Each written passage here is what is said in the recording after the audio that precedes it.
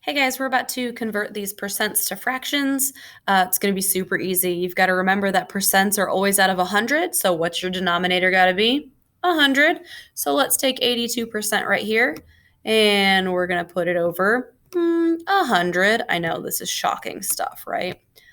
82 over 100. And that's all well and good, except we have to simplify. 82 and 100 have common factors. So the first thing I noticed, 82 is even, 100 is even. That's the easiest way to find a way to simplify a fraction.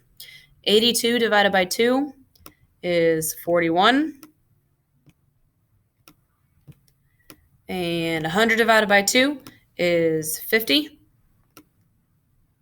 And there you have it. We have converted 82% to a fraction. Let's look at 25%.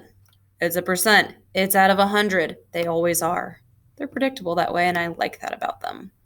So we put 25 over 100.